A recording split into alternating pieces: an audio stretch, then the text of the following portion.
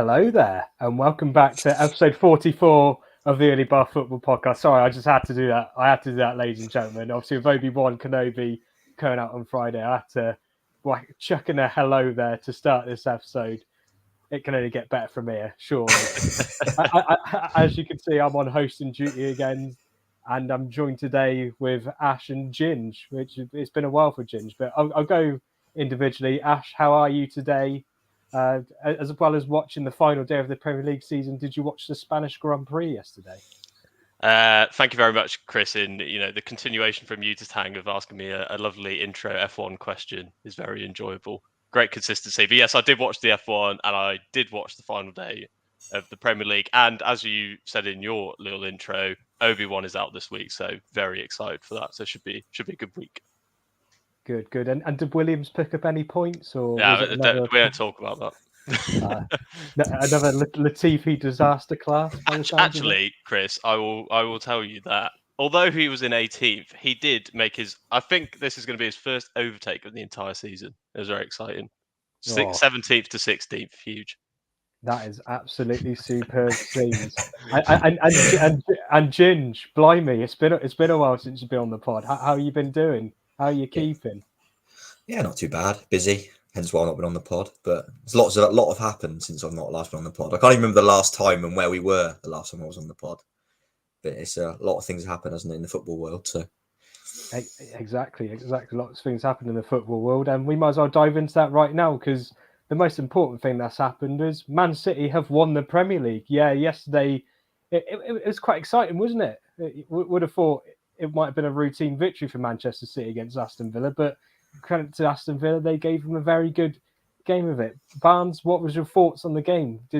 Were you thinking at one stage that Villa are actually going to beat Manchester City here, or did you always believe that with Manchester City's firepower, they was going to get back into the game? Chris, I was worried.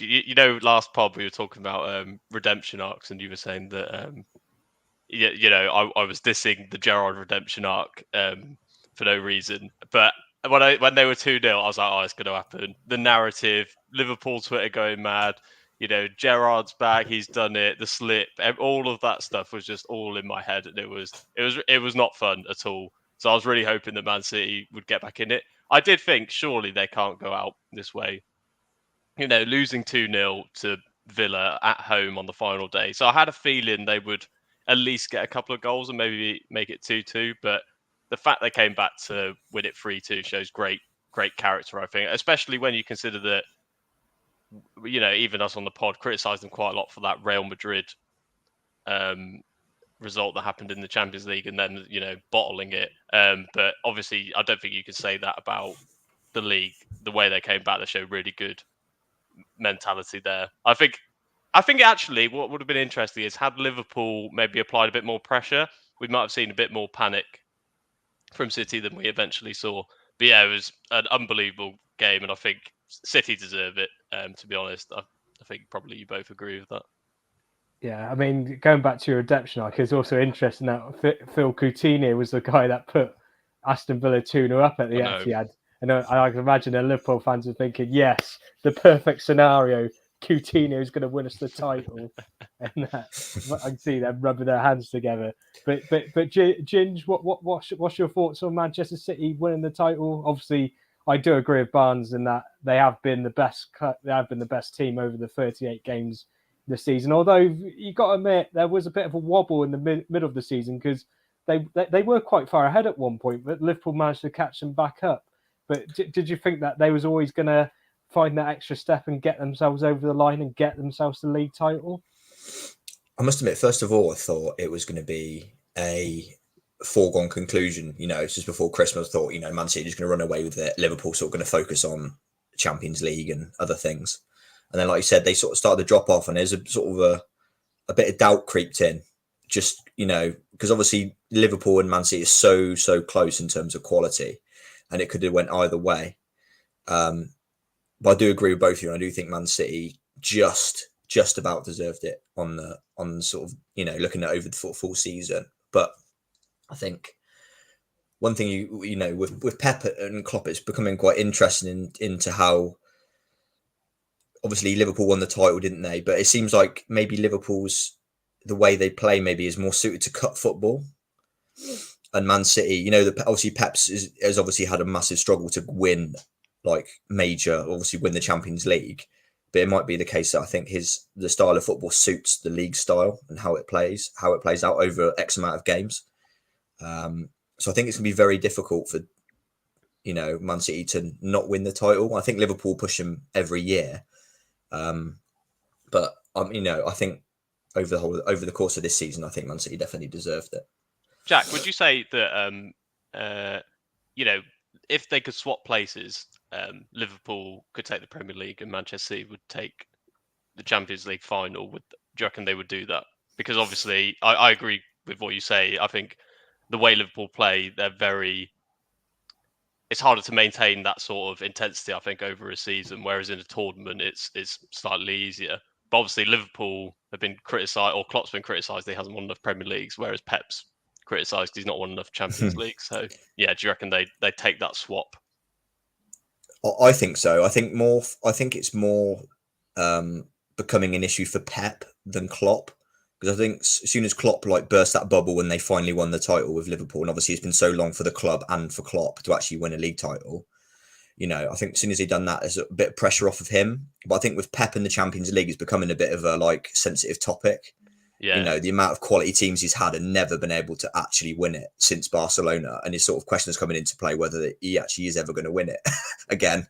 I mean, I think he will do because he is an unbelievable manager, but it just seems to be getting over that line in the Champions League. It seems to be a real problem, and I don't know what it is. I don't know whether it's, like I said, the style of play, you know, suits them up to a point and then they get turned over by a counter-attacking team, or whether it's just something missing in each of the teams that he's had. Yeah, I mean, or whether it's Yaya Touré's voodoo curse that he put on the Manchester City and Pep. I mean, it is a difficult one because that team that, you know, he had, the Barcelona team, is just like, I mean, it was almost hard to lose, wasn't it, with that team? Do you know what I mean? Yeah, I mean, you could put any manager in charge of it. I'm pretty sure that they win most games, but I don't know. It's a strange one. It is a really, really strange one, but I do agree with you. I think that they would actually, I think Pep would definitely take the swap. Just to sort of get that off of, you know, get that sort of second Champions League, and then sort of, you know, it sort of cements him then as like one of the best managers ever, really.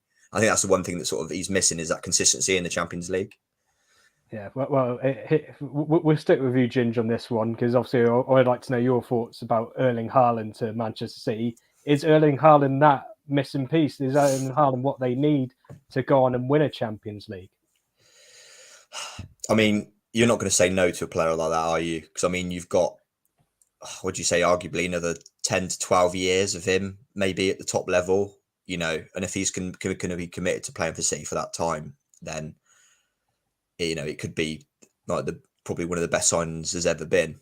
I think it will do, but it'll be interesting to see how he changes his style of play, because obviously with Man City become accustomed to playing this false nine style without an actual natural striker, you know, because obviously you've seen, obviously Jesus plays, but he doesn't always play as the striker. He always sometimes plays a little bit wider, and they play, you know, De Bruyne or Foden or Mahrez sort of plays as a striker, and they play this sort of very fluid system. So it'd be interesting to see what they actually do with an actual natural number 9. But I mean, I only think it's going to complement them. I can't see it not working, because he's a very tactically astute player, even for his age, and he's obviously very good with his feet. Clever player, natural goal scorer. So I can't see it affecting their style of play. I can only see it really making them better. But it'd just be interesting to see how he changes it and who he takes out, if he takes anybody out, or whether he's going to, you know, use Haaland slightly differently in that they use him for certain games, you know, like certain opposition, big games, or whether he's a consistently regular every Premier League game playing. It'll be very interesting to see what he does. But I do think it will make a big difference to them. Yeah, it certainly will be interesting. And final point, Barnes, I'll come back to you on this one. Obviously, Ilkay Gundogan, he played a big role in yesterday, scoring 2 of the goals. And it's interesting because there's been a lot of rumours questioning his future at Manchester City. Did yesterday prove that actually he still is a key player for them, and that they might actually need someone like him going forward in the future, especially now that Fernandinho's left after yesterday? Yeah, I think Gundogan's a really interesting player actually because I don't think it's hard to put him in a box like he is, a centre attacking midfielder. He is a defensive midfielder. He's one of those players who sort of works in a lot of different areas of the pitch. I think Pep, one of the quotes from Pep after the game was something about he's the best player at coming into the box from 20 yards out, or basically timing those runs in. And obviously we saw that at the weekend. Although I would say Matty Cash, poor defending for well, not necessarily poor defending, but let's just say he wasn't there. The big open space allowed Gundogan to enter. But yeah, it is interesting that it's a similar story to Bernardo Silva, really, where you weren't 100% sure where their City career was going or whether they'd be at the club anymore next season and into all actually last season, I think, with Bernardo Silva. But yeah, it's interesting that Pep seems to have a way of with these players that even if it is a bit rocky for a minute and they're not sort of in the side consistently, that he can still get that kind of performance out of a player at that sort of crucial moment of the season. I think that's, kudos to Pep really, because I think we assume sometimes that just because he's got zillions and zillions of money that, quite a lot of teams have a lot of money but don't necessarily work with it in the way that Pep doesn't. Pep is clearly a very good man manager, and that probably doesn't get mentioned enough. Yeah, no, I 100% agree with that. With Pep being a good man manager, not only that, he to be fair, me, you, and Tang spoke about it on the last pod. He knows how to, rotate his players and play certain players in certain games or situations and that. So yeah, but from all of us at the Early Bath Football Podcast, congratulations to Manchester City on winning their Premier League title again. I believe that puts them 5th in the all-time list as well with 8 Premier League titles. Really? So, yeah, they're only 5 behind Arsenal, which I'm a little bit worried about because obviously Man City are on the up. Arsenal, to be fair, Arsenal are on the up. It's just a steadier uprise. But anyways, we'll now move from one end of the table to the other end because unfortunately we're saying goodbye to Burnley. I believe that they've been in the Prem for 6 consecutive seasons now, but yesterday was I'm making it sound like they're never coming back to the Prem at the minute where I'm going on, but yesterday was their final game in the Prem for at least the season. They might bounce back in the Championship. You never know. But Barnes, I believe you predicted this not only recently but at the start of the season. I believe you predicted that Burnley were going to be one of the teams that are going down. I think I might misquote you here, but I believe you said this is their time to go down. Like they've stayed in the Prem for like so long now, but I think now is their time to sort of go and get relegated. And of course, they did with a 2-1 defeat at home against Newcastle. What was your thoughts, on the game, and where did Burnley go from here? Because it's an interesting one with Burnley, isn't it? Because they've got a lot of players out of contract. Obviously, I know they said Cornet's got a relegation release clause in his contract, and I imagine teams will be sniffing in for him because he's actually had a fairly decent season, for Burnley standards and that. And obviously, I can imagine like teams will probably look to sign like Nick Pope as well. And not only that, off the pitch as well, that they've actually racked up quite a bit of debt as well. So where did Burnley go next from here? Yeah, I say I'm worried about Burnley. I'm not worried about Burnley in the same way I worry about Steve Bruce, obviously, but Of course. I do think that that we've seen reports that basically the way then they got taken over was the leverage buyout, which is sort of similar to what we see at Manchester United, but in a much smaller scale. But because they got relegated, they've activated this clause where they have to basically pay back all of the loan that was used to buy them out already, which is like 67 million. Now I know they'll get parachute payments for dropping out of the league, but they won't be enough to cover that amount of money. So you're right, Chris, in saying that they're going to lose a lot of players, and the Championship's a tough league. I know in recent seasons we have seen quite a lot of the teams who get relegated come straight back up, but I'd put a decent sized bet on saying that we won't be seeing Burnley, coming back up and getting promoted next season. I just think they're going to lose too many players, and the finances do not seem right. On the performance at the weekend, it did sum up their season a bit. Just poor attacking, missing chances. Not being able to put the ball in that. I think they're the second lowest scorers in the whole league. And then just moments of madness. That Collins handball, crazy thing to do. You've got to win the game and you just make a mistake like that. And I think when you make mistakes like that, it's not, obviously it looks stupid, but it's just one of those where your mind is gone, really. You're mentally sort of panicked and you're worried and you make that kind of like stupid error. But overall, I guess what you say is the turning point, or maybe not the turning point, but the sacking of Deitch is extremely interesting. In hindsight, was that the right decision? I guess we'll never know. But I don't know. I don't think the Mike Jackson bounce has maybe been enough to keep them up. But having said that, they did have a shocking start to the season. And as to my one good prediction at the start of the season, I just think it was Burnley's time to go down. Even I think, despite signing players like Cornet and Weghorst too, although Weghorst maybe didn't turn out to be as good a signing as we thought he might be. But yeah, it just didn't work out for them this season. It was just one step too far for them to stay up. So I'm not surprised, but I hope they manage to sort their finances out and they can give the Championship a decent go. But I'd be concerned for Burnley. Yeah, certainly are. And Ginge, I don't know what your thoughts are on the game yesterday between Burnley and Newcastle. And on a managerial front, I can't imagine Mike Jackson will stay there. You could say he might beat it. But I'm here all week. Who do you reckon Burnley should get in as their manager in the Championship? Whether to be, keep a steady ship in the Championship for next season, maybe even look for a playoff push.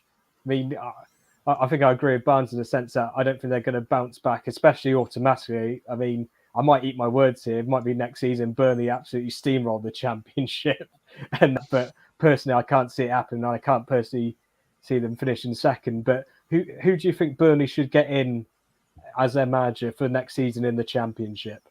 Ooh. It's a difficult one because I don't know. Off the top of my head, I can't really think of many managers out of a job or ones that would move to Burnley. Because like Barnes said, there's an element of risk there, but there is also an opportunity, I think, with the players.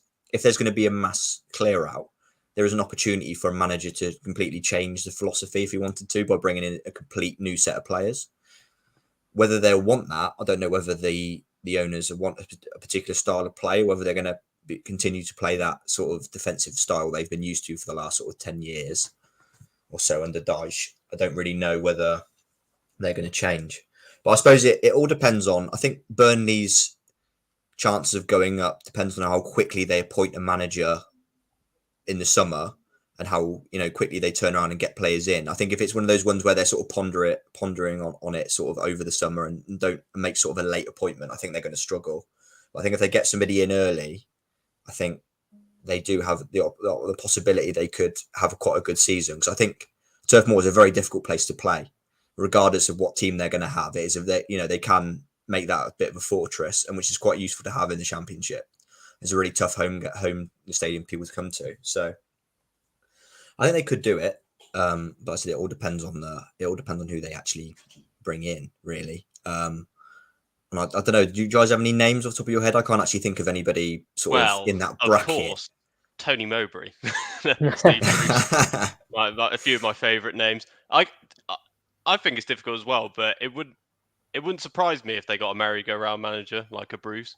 I'd like to see them take the shackles off completely and just go sort of rogue, completely different to Burnley style, free flowing attacking football, and get a sort of young manager who could implement that. But yeah, it's difficult. There's not loads of managers that spring to mind. I don't know if Mike Jackson would be a candidate. Has he done well enough? Probably not. What do you think, Chris? Mark Warburton's out of a job. I mean, he's not the name that you sort of associate with the top end of the Championship, but he's a very steady manager, and he will do a good job, and he has done a fairly decent job at QPR, even though they got rid of him. Considering the amount of players that QPR have going out all the time, they seem to sell players every single year, all their best players, and he seems to manage to still get them in a position where they're fairly stable. So maybe they need a manager like that to sort of bridge the gap until they, get somebody in that they really want, or they, if they want to decide on a philosophy they want to follow, gives it a bit more time to find somebody that they can actually work with. Yeah, I've got a bit of a rogue name for you boys. Michael Duff, the current Cheltenham town manager, because he played a lot of games for Burnley as well as Cheltenham, and you got to give him credit. He's done a very good job at Cheltenham. Managed to get them up into League One for last season and that, and then he's kept them as a mid-table League One club and that. And I can imagine he probably would be making that sort of step up from Cheltenham to Burnley. I can't imagine the Cheltenham fans would like me saying that, but. But obviously he played a lot of games for Burnley as well as Cheltenham, and I could see maybe they might go for him. But again, we don't really know Burnley's money issues behind the scenes and that. But we'll quickly stay with this because I want to get a word with Ash, because obviously he is Jesse Marsh's #1 fangirl, and Jesse Marsh managed to keep Leeds up. It's an interesting one with Leeds because obviously under Bielsa, the first season they finished 8th, and then you actually look at it and they didn't do anything with their squad, did they? And then they had so many injuries, and it just caused them to struggle massively. But do you think Leeds deserve to stay up, Barnes? And do you think Jesse Marsh will massively improve them over the summer? I don't know about. It's difficult to say, who deserved to stay up there more. Burnley, they're very different teams. Burnley, like I said before, could barely score a goal, and Leeds are letting in goals left, right, and centre. I think Bielsa and the Leeds board together need to take. I think are mainly to blame for where Leeds ended up this season. I think the Bielsa style of football, he likes to have a small squad. He likes to work with players, and it's obviously very tactical, and he doesn't want loads of players in that, so he likes to bring players through from the youth academy, which is all well and good. But then if you start to get injuries and suspensions and all that kind of thing, then it creates a huge problem. And I think that's what we saw with Leeds. They're playing every week they seem to be playing different players out of position, and things just square pegs in round holes, that kind of thing. It just didn't make sense. And then January comes, and you think, right, now is the time. We need to buy some players. We need to make some deals. Otherwise, we're going to be in real trouble. And they barely did anything. And that was the key moment for me that I knew that Bielsa was in real big trouble if he didn't turn it around. Bielsa gets sacked. And I think it was quite a bold appointment to appoint March, just because he's a very system-based manager, but you're not giving him enough time to really implement any system. So I kind of think Leeds are sort of a hybrid Bielsa, but a bit more defensively astute in the sort of Marsh era so far. But I think he's done well overall.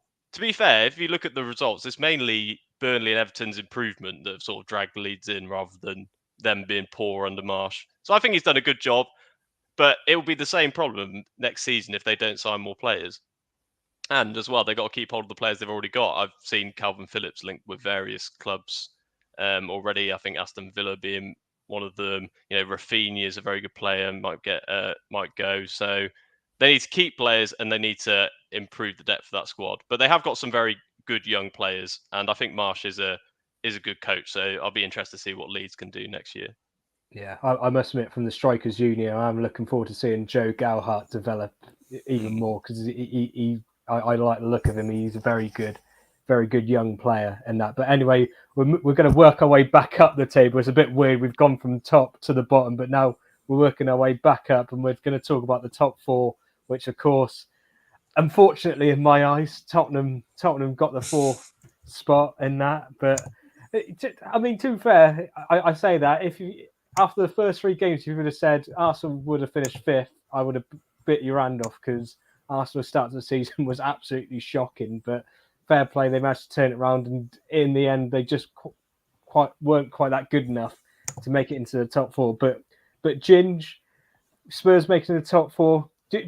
Do we actually think that people actually need to start praising Daniel Levy for his bold choice? I mean, you look back at it, it was quite bold that he decided to get rid of Nuno Espirito Santo quite early on in the season. I believe it was October time when they lost 3-0 at home to Manchester United, which, to be fair, this season that is quite embarrassing, losing 3-0 to Manchester United and that. But do you think we should praise Daniel Levy for making that bold decision and bringing Antonio Conte in so early so he can implement his style of play, his philosophy, and his man management onto the team? I think, yeah. I mean, it's I sort of it's a bit of a loose word for praise because I think he's sort of repairing his own cock up because I think it was a wrong choice to start with. So Yeah. I sort of think he sort of realised it quite quickly and then thought I need to change this drastically. But I think if he'd actually put a bit more thought into it in the summer, he would have landed on that Conte before that, or somebody a similar sort of level to Conte, rather than no disrespect to Nuno, but I think it was just a bit of a jump too far for him in that sort of because I know he did do a good job getting Wolves into the league, but I don't think he really excelled that much that he could take on a job of that size with Tottenham with the new stadium and the players that they had and the expectation levels that they had there. So sort of, I suppose it is sort of a praise in a way, but I sort of think it's almost a little bit of a negative as well because he sort of had to quickly repair his own mess that he made at the start. No. To be fair, I do agree with you on that in the sense that, to be fair, we were questioning when Nuno got sacked was kind of like, and when they brought Conte in, it's kind of like, well, why didn't they do that to begin with? I think, to be fair, I think Conte did say he didn't want to jump straight into a job after Inter Milan and such, and I can imagine Tottenham probably would have thrown on a few extra million to attract Conte to sort of join them in the middle of the season. And like to be fair, I know a lot of Manchester United fans were thinking, well, why didn't we get Conte and that after like during the season? But to be fair, I think personally, I think Conte would suit Tottenham more than Manchester United. My goodness, if Conte went to Manchester United with their squad, they'll be leaking. Or Antonio Conte's made me cry today. Probably they just love leaking a lot of things to the press. But Barnes, I'm going to stick talking. I'm going to stick talking about Antonio Conte if I can get my words out.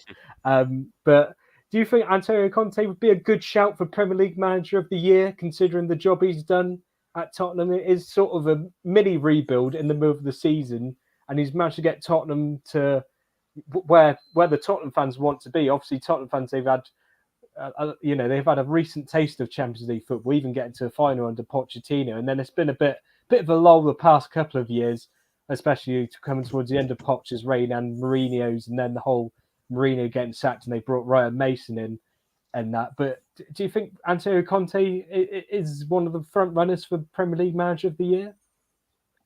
I'm gonna go straight in and say no. I actually think Tottenham. It depends how good do you think Tottenham are. Like how good do you think their players are?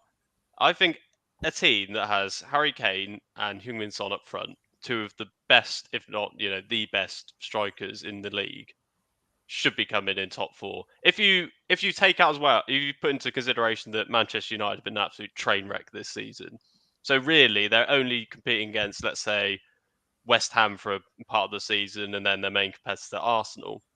If you compare Arsenal to Spurs are better. They have better players. They have more squad depth. So, am I surprised that Spurs got into the top four ahead of Arsenal? No, because as the points I've just been talking about. So that kind of leads me to the conclusion that Conte can't really be my manager of the season. He has done well, obviously, and Conte's a great manager, so we expect that. And maybe it's harsh that I'm not really considering it that much of an achievement, but I think Spurs have a next gear to go. I think Spurs, with the players, some of the players they have, they made a few additions, and Conte can go higher up the league next season. I'd be expecting them not necessarily to challenge, but maybe to try and secure third place, or definitely put on a lot more points than they did this season. I think they lost something like 10 games or something like that at least this season. I expect that to be far fewer next season under Conte, and I think they should have higher expectations going into next season, especially if they make Kulusevski, Bentancur permanent, and then sign a few other players. If Levy wants to spend, that is, that'll be interesting to see. But in answer to your question, Chris, is probably a no for Conte for manager season this year. Yeah, no, that's fair enough. That's fair enough. I thought that'd be the case. But no, it's interesting. Obviously, you brought up Kulusevski and Bentancur, especially Kulusevski. I tell you what, if it probably wasn't for Luis Diaz and maybe even Christian Eriksen, maybe Dan Burn if you're a bit of a biased Newcastle fan, But you could imagine like Kulusevski, he probably has been one of the best January transfers, if not the best. I mean, I think I saw today he's got 8 assists to his name, but considering he only come in January, that's a brilliant achievement. And he scored quite a few goals as well since he's come in.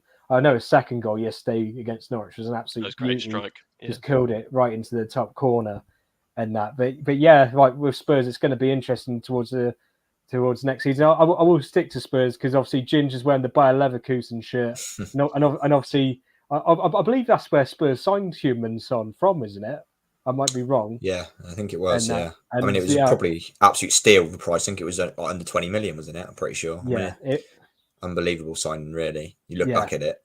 Yeah, and I was gonna ask you, Ginge, about Heung-min Son. I mean, what a season he's had. He's managed to get the Golden Boot. Obviously, he shared it with Mo Salah and that, but all 23 of Heung-min Son's goals he hasn't scored a penalty. So that's an incredible achievement in itself. And do you think he maybe a bit unfair that he hasn't sort of pushed towards being one of the players of the season, like when it comes to the awards, and that considering he's been a massive part in sort of the Tottenham rebuild and getting them into the top 4, and not only that, like the link-up play he has with Kulusevski and Harry Kane.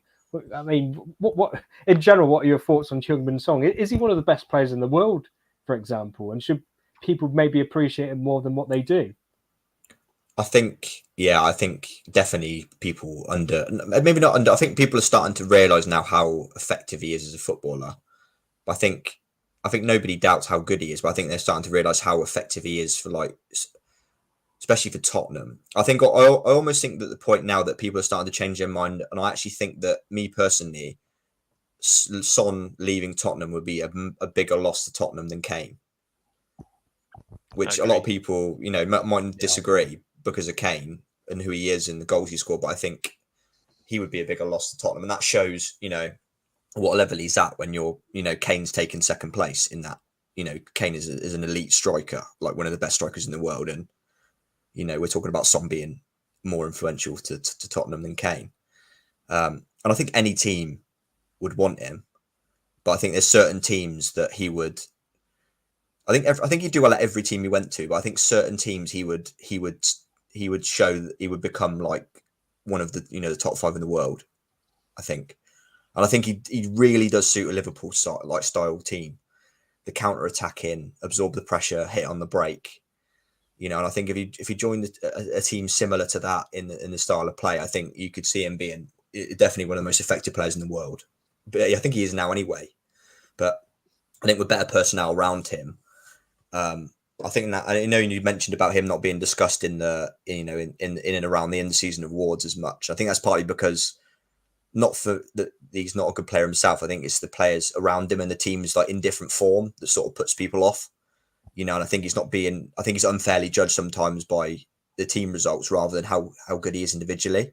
But I think if you put him with a better set of players, I think he's definitely going to be in the mix for end of season awards. And he's won the Golden Boot. I mean, that's unreal, really, isn't it? Thinking about it, from someone that wasn't really actually really a striker, a number 9, he plays as like a wide striker or a winger. That is pretty impressive, to be honest.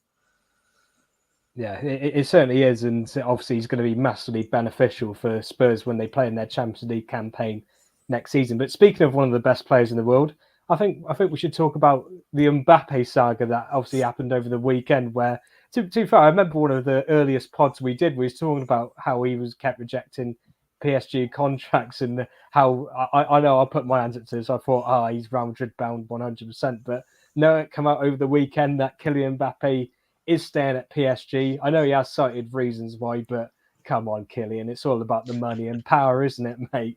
There's no point saying, I think one of his quotes was saying Ligue 1's on the up, whereas La Liga isn't where it used to be. But it's kind of like, well, you look at the Champions League final, Real Madrid are in there, where PSG, they got knocked out first knockout round by Real Madrid, ironically enough. But Barnes, what is your thoughts on Kylian Mbappe deciding to stay at PSG rather than going to Real Madrid?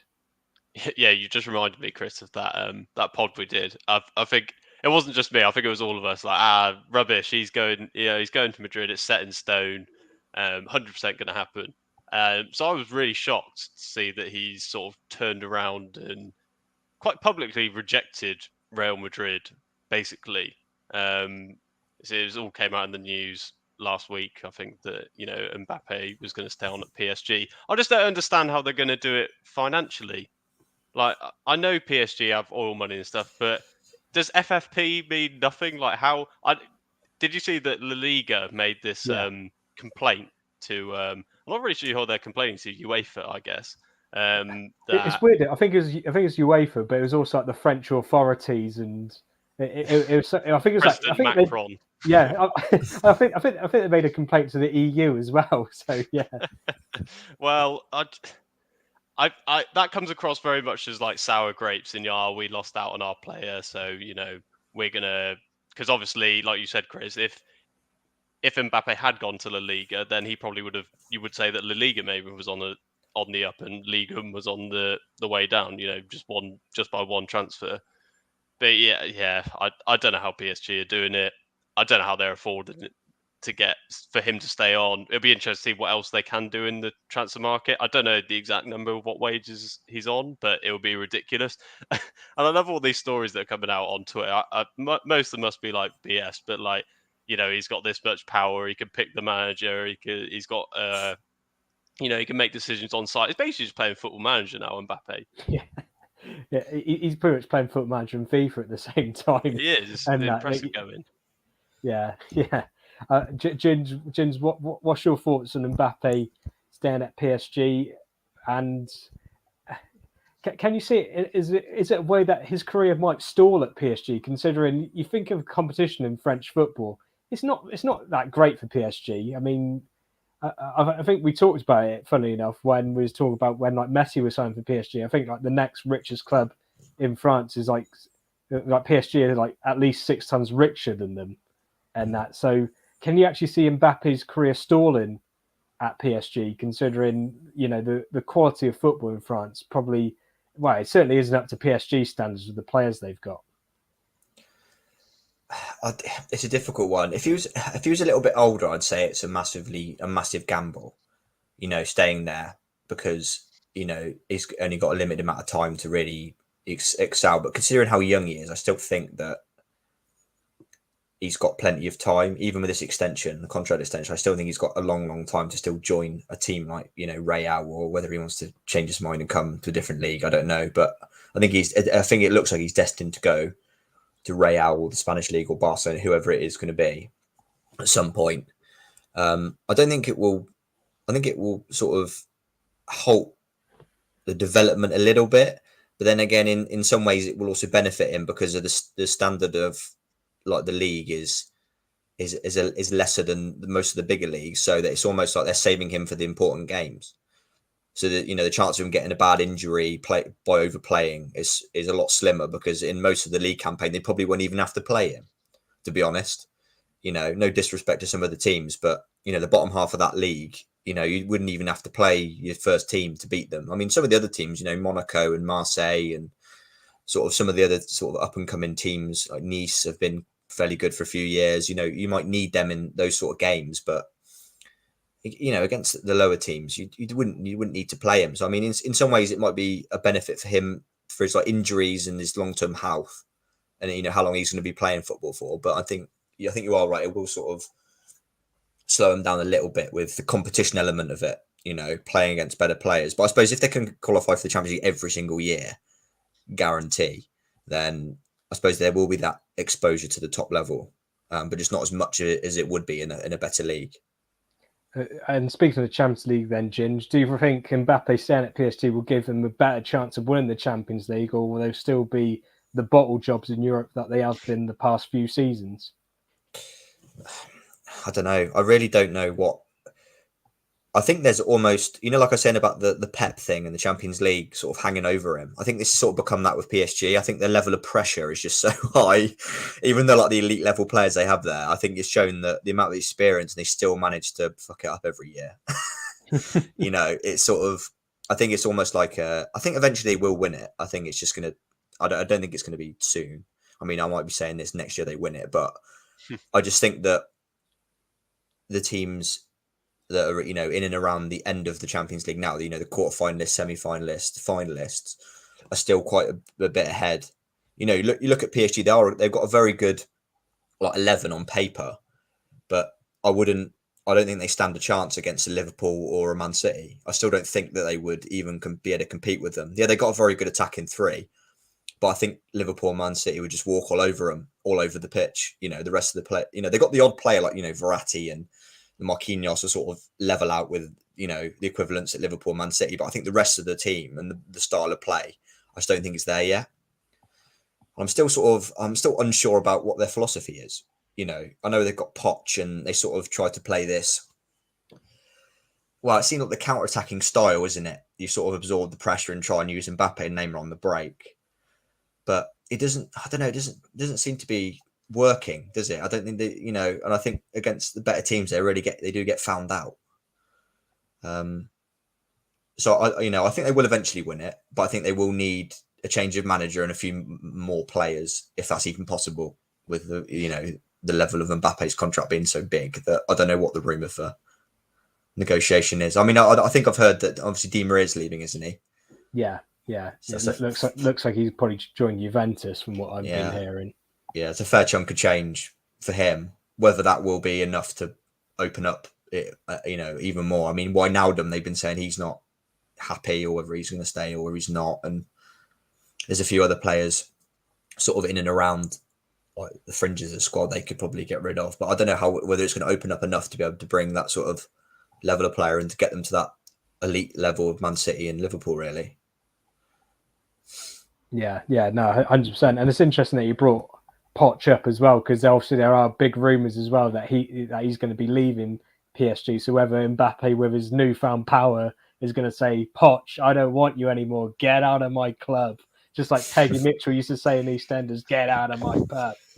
And that. So it'd be certainly interesting to see if Poch is managing Mbappe, or if Mbappe decides, you're not worthy of managing me. But we're going to continue with a bit of a European tour, as we're going to transition from Paris to Milan, because AC Milan have won Serie A for the first time in 11 years, which, I'll be honest, is an absolutely fantastic achievement for them, considering they have had a bit of a fall from grace since 2012, and they've had to sort of climb back up. But Barnes, what are your thoughts on AC Milan winning Serie A for the first time in 11 years?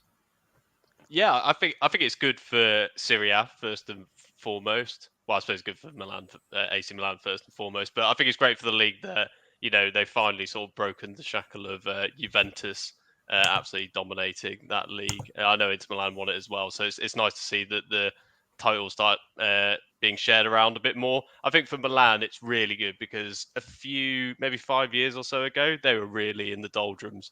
I think they got banned maybe from Europe for a season. Then they were outside top three in Serie A for 5 or 6 years maybe.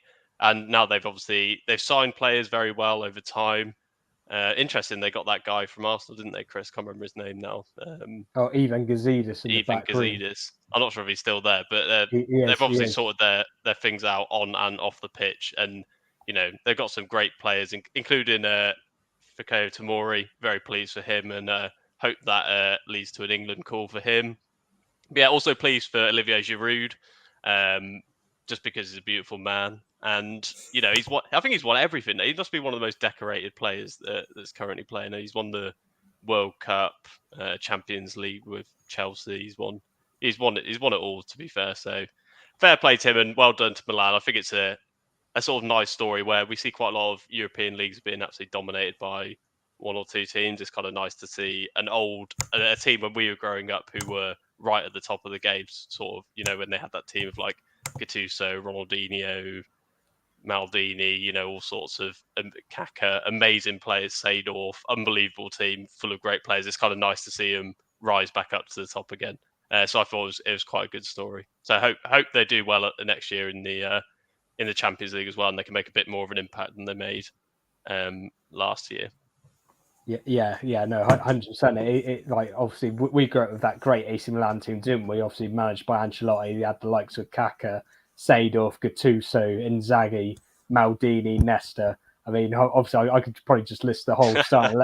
I'd probably list the whole starting 11 apart from Dida, because I didn't think he was that great of a keeper personally. But yeah, it is great to see that they've come back and won a title. And Ginge, I just want to talk about Serie A in general with you, Ginge. Would you say Serie A, out of all the big leagues, is probably the most competitive league, in the sense that Premier League, you've probably only got Liverpool, Man City challenging for the title. Obviously, we talked about Ligue 1 with PSG dominating. Obviously, Bayern dominate the Bundesliga. I mean, in a way, you could argue Spain, but again, Real Madrid dominated this season because Barcelona and Barcelona, obviously, they had their off-field issues, and Atletico Madrid weren't as good as what they usually were under Simeone. But with Serie A, I know it did come down to a two-horse race in the end between both the Milan teams, but I know Napoli were up there for a period in time. They were in the title race as such. But yeah, going back to my original question, would you say, out like especially the big five leagues, would you say Serie A is the most competitive?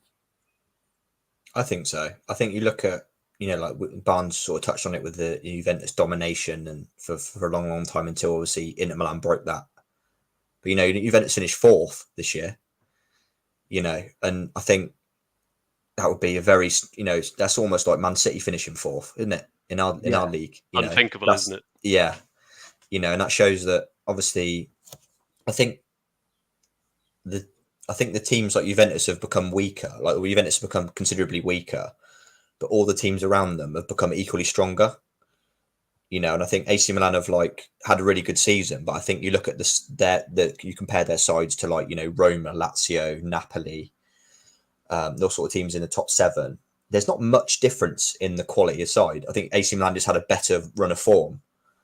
I think in every year, I think there's probably going to be a different winner now, unless something extremely strange happens. Juventus suddenly re-sign really good players and become dominant again, or one particular team kicks on.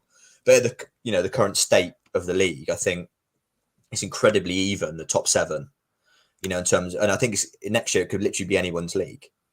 I really do. Any of those, those big, well-supported teams have all got equally talented players. So it could, like I said, I think it is a very, very competitive league, and it's one of them ones that's really interesting to watch as well.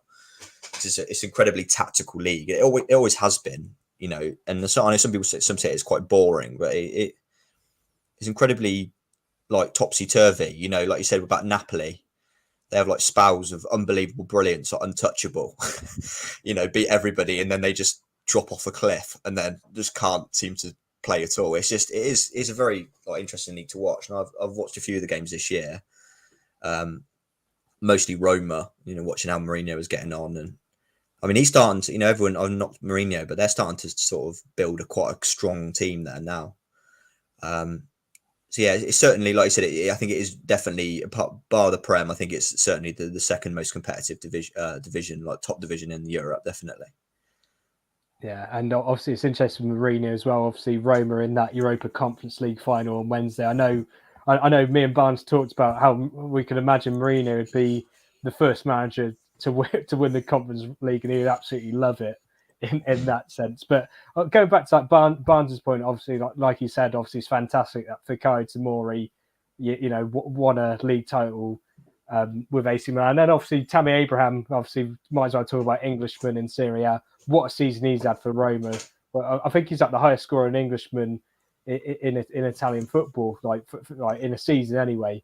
I think that record stood back to the 1960s and that. So both of them absolutely brilliant seasons. And personally, if I was Gareth Southgate, if I had the waistcoat on, those two players would be on my plane to Qatar, just because that they've been absolutely brilliant. And also going back to Barnes' point about Olivier Giroud, I think from an Arsenal point of view, we didn't appreciate him as much as we should have done, because even before he joined Arsenal, he won a league title with Montpellier and was one of their best players.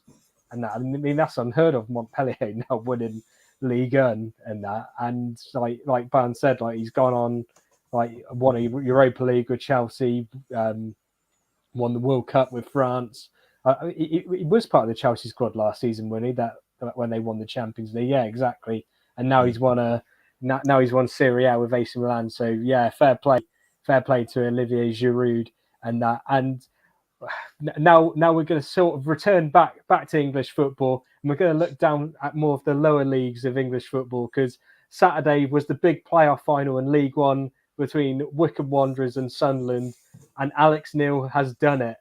he is finally the man that has taken Sunderland out of League One and gotten promoted back to the Championship. I must say, I watched the game myself, and I thought Sunderland were fantastic. I mean, it was one of them where every player probably performed at least a 7, if not above, and that. But Barnes, did you watch the game on Saturday? What was your thoughts on it? Yeah, I watched the first half, and I went outside. I listened to the second half on the radio. But I thought Sunderland were terrific from what I saw. I saw Patrick Roberts playing for Sunderland. I didn't realise he was at Sunderland. But great player. I couldn't believe he was there. He played really well in the game. You can just tell that I think finally they've got players that are probably well above that League One quality. And I think that just showed against Wickham. I thought they were pretty dominant throughout the entire game. Maybe Wickham had a 10-20 minute spell where they were decent in the second half, but I think it was just one step too far for them. And I'm pleased for Sunderland because they've taken a lot of stick. You know, Newcastle are obviously on the up with the takeover, and it's being sort of compared with Sunderland dwelling in League One. So I'm really pleased for them that they've managed to get back out of the Championship. And I'll be interested to see what Alex Neil can do in the Championship with Sunderland. Actually, I don't know what kind of budget they might have, but they play quite good football. I was at the Sunderland-Wigan game, and Sunderland were really good as well. Played really nice football, but also had a bit of sort of strength to them as well. So I think they'll do well in the Championship. So yeah, looking forward to seeing what they'll do. But yeah, congratulations to Sunderland and Wycombe Wanderers. I've got nothing to say, but I'm sure they'll go again and be right up there again next year. We know Gareth Ainsworth's a great manager, so they'll be back. Yeah, it's interesting to say that because obviously I'll bring you into this, Ginge, because we were sort of talking about this yesterday, just before we went to play 6-a-side. We were sort of saying, well, are Wickham going to drop off after this result and maybe lose a few key players? Do you still think that's going to be the case, Ginge, and maybe we might see a bit of a drop away with Wickham, or do you think maybe Gareth Ainsworth, like Barnes said, might get them back up there? It is a difficult one because they play a very distinctive style, but they do have a couple of their players are I think are very, very good players for League One. You know, like McCleary and Obita. I think right at the sort of top. I mean, they're like the only two I think you could really transition to playing a different style. All the other sort of players he has there are like Wickham players in the nicest possible way. Like they couldn't play any other style apart from that sort of style that Wickham play or something similar. I think if he keeps the core there, the core group, I think they sort of lose one or two, but keep the core group. I think they'll still have a fairly successful season. But I mean, there's a lot of talk about him going, isn't there, Ainsworth? I know people were saying about QPR, being a former player and looking at him as a manager. But I don't know. It's a really difficult one. It is a really difficult one. I think they're limited until they're going to have to eventually replenish the team because it's a very old team, isn't it? But it's just whether he'll do that sort of season by season or whether it'll be one season where he'll just completely cut the cord and just start again. But it's going to be interesting. It really is. I don't know if they can sustain it for many, many more years with the age of the players, but they are very difficult to beat, aren't they? I mean, you'll know better than me, Chris, being an Oxford fan.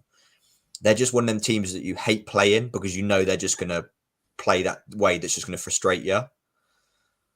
So I honestly don't know. And I think it's a very difficult question. I sort of think a lot of QPR fans are sort of like the idea of Ainsworth because he's an ex-player, but on the other hand, don't really want that style of football. It's a very strange one. But I mean, if they keep the core group, I think they'll be okay for this next season, definitely, but not many years in the future.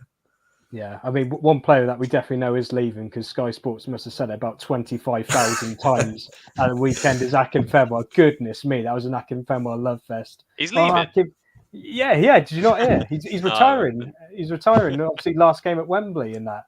But goodness me, it was a Sky Sports love fest for Akinfenwa. Even when Sunderland got the second goal, when Ross Stewart was running towards the fans, celebrating, the next picture is Akinfenwa going like that to his teammates. It's like, goodness me, can't we just have just say the Sunderland fans celebrating for a change? Not Akinfenwa just going like that to his teammates. But I don't want to get into that because I want to talk to Ginge about something that happened last Thursday. Ginge, Swindon. You really want to bring this up, didn't you? Of course I wanted to bring it up. Of course I wanted to bring it up. I mean, Swindon lost in a penalty shootout, but to be fair, as much I can take the mickey out of you, Ginge, like surely there's got to be a bit of proudness in there as a Swindon Town fan, considering when Ben Garner come in, he had about 6 or 7 players turn up to his first training session, and he's managed to get into playoffs. Just summarise Swindon's season and obviously comment on the game last Thursday. It was a horrible end to like a very good season, because I thought that throughout the rest of the season there's been like ups and downs, but I thought that game on Thursday just wasn't how that they played the rest of the year.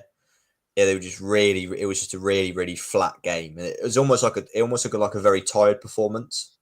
And I think that might have, contribution from the way the season started. I think they just run out of steam. I think just at the point where they need to be really up for it, I think they just couldn't do it. But like you said, yeah, it's considering, the last pre-season, about 8 weeks before the start of the season, we had 5 senior players. And then we were playing, we were losing friendlies against like Melksham and Chippenham Town. We were getting beaten by non-league teams in friendlies, and we had like I said, 6 players signed on, I think it was 6 senior pros, and the rest were all young players. To actually go from that to being, in the playoffs is pretty remarkable in one season, to be fair. So yeah, I think, there is an element of pride, but there's also that element of disappointment, because that would have been, if they managed even to get to Wembley, even if they didn't get promoted, but to actually get there after this, the last year and a bit with everything going on with the owners would have been amazing. But you can't like knock what they've done. It's been pretty incredible. Because I mean, League Two is a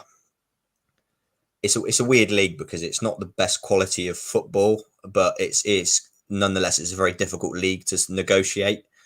Especially the style of play that Garner wants to play at Swindon. He wants to play a very brave, passing game, which against a lot of the teams you blow away. But there's some teams that are very solid at the back and want to hit you on the break, and it's a very difficult system to play against those sort of teams that just want to park the bus.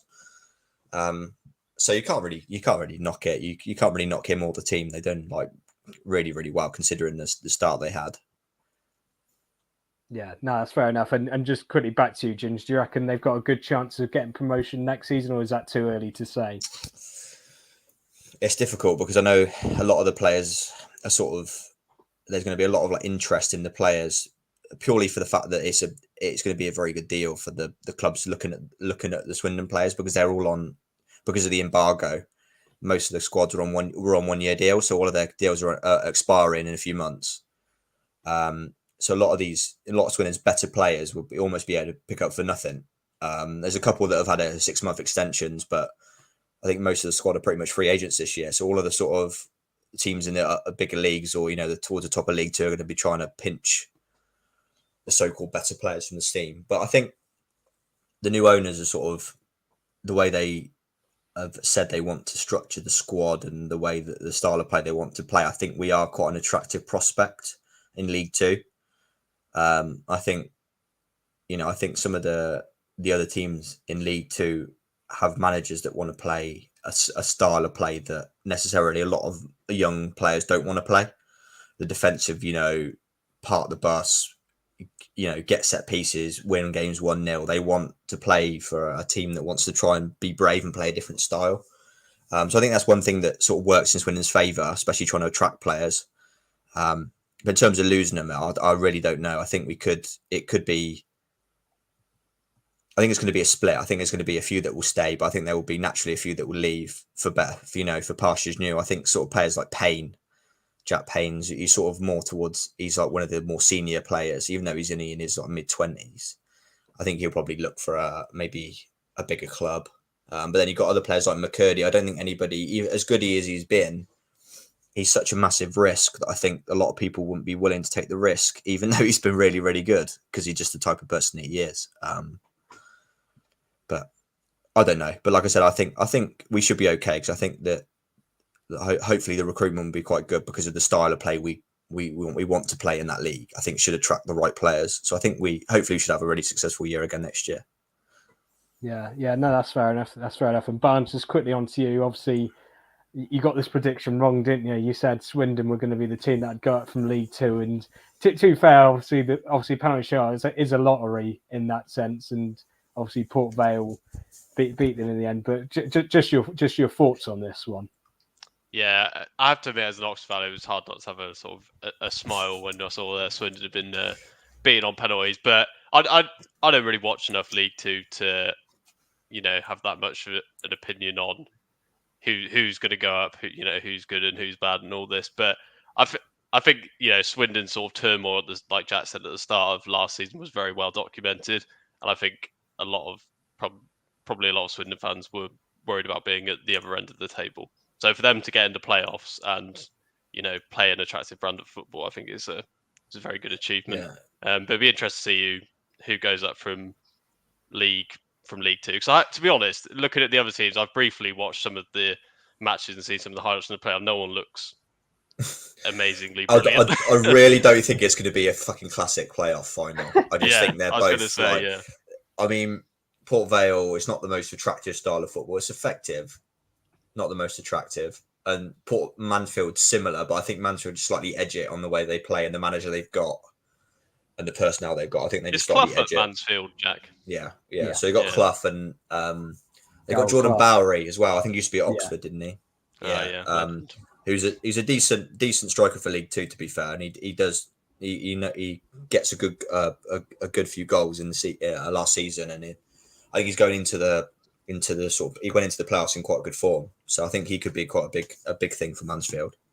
But it's certainly not going to be a classic. I don't think it's going to be. It's going to be a very, very tight game, which I could also see going to penalties. To be honest with you, on that massive pitch doesn't really suit either team because they're both really compact teams. They don't want to really express. They don't really play very well on big pitches. So I think it could be a really slow game. I think it really could, unfortunately. But I know, like you said, Barnes about Swindon, that at the start of the season, they were second favourites to get relegated. Yeah. The only team worse than lower odds were Scunthorpe, which actually turned out to be correct because they were dreadful. They had a shocker, didn't they? Yeah. Yeah, they were dreadful. Yeah, no, that's fair enough. I mean, personally, from an Oxford point of view, like in a way, it is a little bit disappointing that Swindon didn't go up because obviously it would have been nice to have the rivalry. But then again, on the other hand, it's nice to be a division above Swindon. Nice to keep social. I know it's not COVID times anymore, but it's nice to keep that social distancing away from main rivals in that sense. But yeah, it's obviously that. Yeah. I think it's the first time. Sorry, Chris. I think it's the first time in the history of Swindon Town Football Club that Oxford, Reading, Bristol Rovers, and Forest Green have all been in a higher division than Swindon. Yeah, well, I mean, it's got to be because obviously it's Forest Green's first time in League One. So I think it's the first time that they've ever been. Swindon have always been sort of in and around above the others, but it's all the tides have changed, haven't they, over the last sort of 20 years? And you had Swindon in the Premier League in the 90s to being in lowest professional division in the country. Tides have changed a little bit. Yeah, you had Oxford in the National League and probably Forest Green in like the Southern Premier League. You're probably in Whitney District League, weren't they? The Gloucestershire League, Gloucestershire equivalent of the Whitney District, yeah. But anyway, we've been going for just over an hour. I think that pretty much wraps it all up. If you want to comment down below in the comment section, about any of the topics we discussed, whether you disagree with us, maybe you think, Mbappe's right to stay at PSG because he'll be able to buy more Ferraris and he'll be able to score 20 goals past Mets a season, or whether you just want to congratulate AC Milan down in the comments, or Manchester City, please let us know down in the comment section down below. Hit that like button. Obviously, likes are massively appreciated on the channel. And of course, hit that subscribe button as well. I saw we gained a subscriber from last week. We're up to 73. We've been wanting to hit this 75 target goal for a while. So please, even if it's just 2 of you, just hit that big red subscribe button. We'd really appreciate hitting our goal of 75 subscribers. But obviously, that's all from us today. It's a wave of goodbye from myself, Barnes and Ginge. Waving goodbye, lads. Waving goodbye. Looking forward to Obi-Wan Kenobi on Friday. And we'll speak to you again very, very soon. Peace out.